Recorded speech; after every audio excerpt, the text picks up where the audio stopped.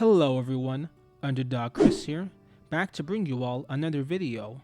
This time, I will be tackling one of the more controversial parts of the Pokemon anime, which is the Black and White series, better known as the Best Wishes series in Japan. But one specific part that I want to focus on in this video will be the main character of the anime at the time, that being Ash Ketchum. Ash Ketchum's run in Black and White was full of controversy since the very beginning, and as someone who got into Pokemon around the late Diamond and Pearl and early Black and White days, it was a bit demoralizing to see all of the hatred and vitriol that he received. Though, looking back on it now, I think that a lot of the hatred that Black and White Ash receives is a little much and isn't really that warranted. I'm not saying that he isn't without his flaws, but I would say that he still has redeeming qualities that make Ash, well, Ash, whether people want to accept it or not, because at the end of the day, this is still the Ash Ketchum that we all know and love.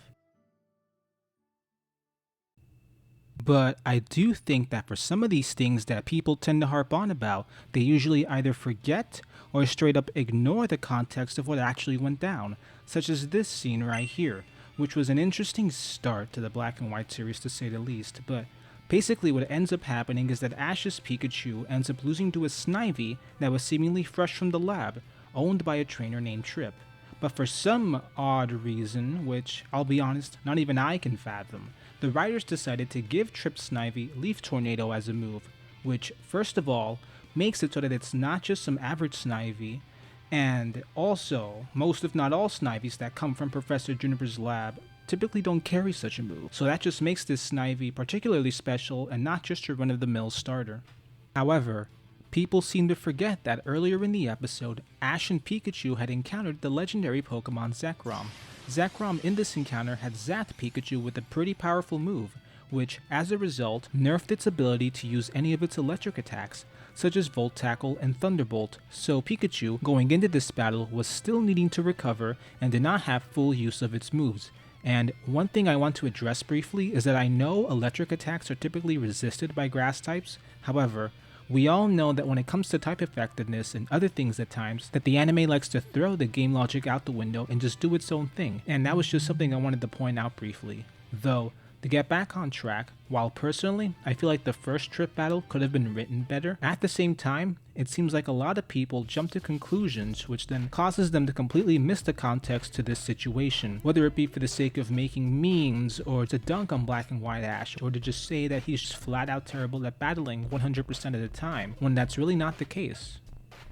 While some of the battles that Ash had in Black and White were less than stellar, mainly Ash versus Elisa, I don't think that this one battle should be used to crucify him for the rest of the series as an incompetent trainer. Despite the way that the Namasa gym battle went down, Black and White Ash still had some pretty amazing feats that aren't talked about enough. For example, he had a great battle with Skyla in the anime, which reinvigorated her battling spirit once again, and he also did pretty good in the club battle tournaments. While he never won first place in them, he still did better in them than he did in some of his earlier leagues. In the first club battle tournament, he was the runner-up, losing to Iris. In the second Club Explosion tournament, he had placed in the top 4 with Stefan winning the whole thing, which is still pretty impressive. And in the Pokemon Junior Cup, he was a runner-up to his rival Trip. And these three aren't weak opponents by any means, and have always been pretty formidable battlers that Ash has faced in some way, shape, or form.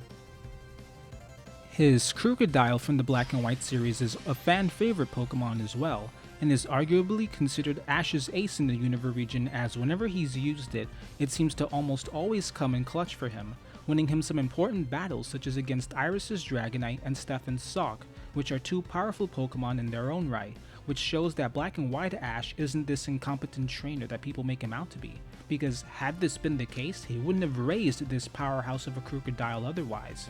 Though his other Pokemon also put in some work as well throughout the entirety of his run in Unova, such as his Oshawott beating Silence Pansage for the first Dryaton City gym badge, and Ash's Roggenrola evolving into a Boldore and coming in clutch to win the Driftvale City gym battle. There are many other examples of his Unova Pokemon having amazing feats, but the point is that it shows that Ash was still a good battler in Unova despite people thinking otherwise.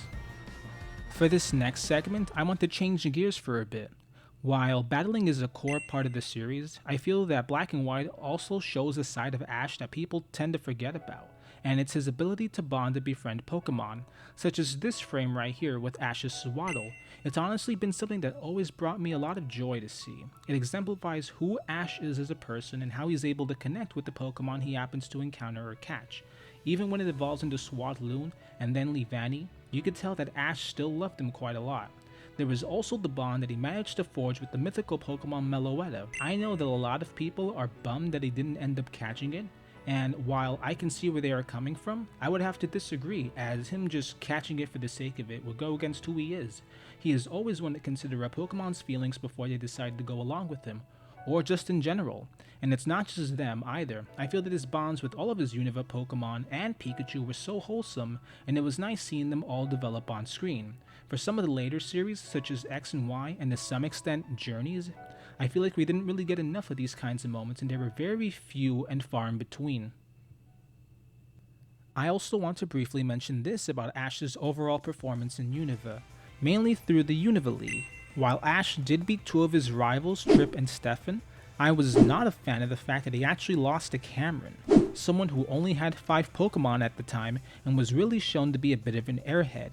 And I'll admit that I do think it was a little odd that they introduced Virgil and his team of Evolutions, only for Ash to not make it high enough in the brackets to battle him. Those aren't necessarily good looks for the series, and I'll own up to that, and admit that I can't really defend some of those questionable writing decisions. But looking back on this now, Ash may have screwed up in these instances. However, I honestly feel like it's a normal part of his character arc. Not everyone is at 100% tip-top shape all the time. Slip-ups do happen. Personally, what I think happened was that after the Sinnoh League, Ash took a break from battling for a while, which caused him to get a little rusty. I mean, the Black and White anime did start with Ash, Delia, and Professor Oak on a vacation in Unova after all, so in the amount of time that he hadn't battled, it's entirely possible that Ash lost his groove. I experienced something similar when it came to competitive battles this year. During the second format, or Series 2 of Pokemon Scarlet and Violet, I was battling pretty consistently, almost every day, and had eventually made it to the Master rank. But in Regulation C, which is the third format, I took a long break from VGC battling.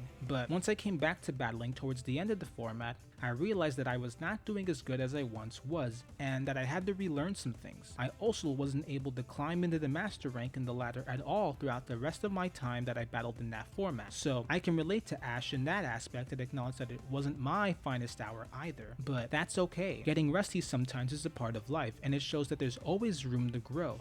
There's always room for improvement. I had to get back into the mindset of a battler, which took a while, but eventually, during the first month of the current format, Regulation D, I was able to climb back into the Master rank once more when I reignited my battling spirit. But to tie this back to Ash, this little slump that he seemed to have in the Unova League made him all the more determined to do better for his next journey in X and Y, which he did, as he ended up coming in second place at the Kalos League, with it being his highest placement at a league conference by that point, before then surprising us all in the next 2 generations as he won his first ever league in the Sun and Moon anime during the Manalo conference and became the world champion of the Masters 8 tournament in Pokemon Journeys.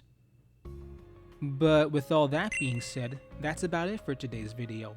I hope that this video has shed some light on all of the good qualities that Ash has in Black and White, while also debunking some exaggerated claims and providing more context to things that people often jump the gun on. All in all, I hope that this removes some of the negative stigma that the Gen 5 anime as a whole has received throughout the years. Thank you all for watching, and I hope you all have an amazing day.